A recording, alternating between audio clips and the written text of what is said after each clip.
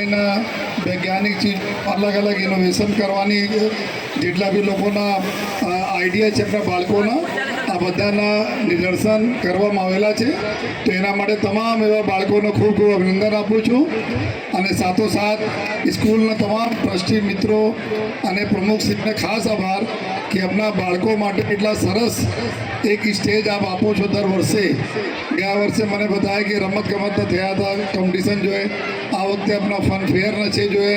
અને આમાં જો બાળકો અને બાળકોના જો વાલીઓ છે એ જે ઉત્સાહપૂર્વક આમાં ભાગ લઈ રહ્યા છે, આ ખરેખર જો આપણા અમારા નાના દીકરા દીકરીના ભવિષ્ય માટે ખૂબ જ ઉજ્જવળ સંકેતો છે.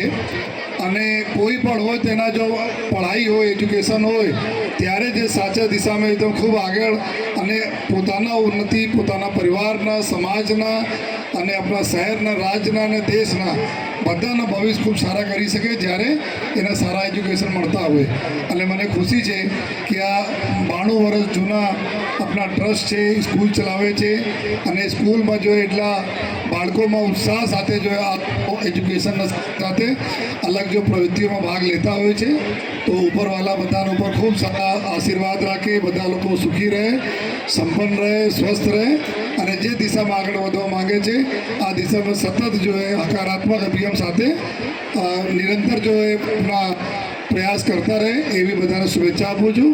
અને ફરીથી જો અમે એક ઉત્સાહ જોઈ શકીએ, તમામ સ્ટોલ ઉપર ખૂબ ભીડ છે, તમામ જો લોકો જો અત્યારે જોઈ રહ્યા છે જો તો આ જ પ્રકારના માહોલ આખા વર્ષ તક બાળકો માટે બના રહે એવી હું ટ્રસ્ટને બી વિનંતી કરીએ છીએ.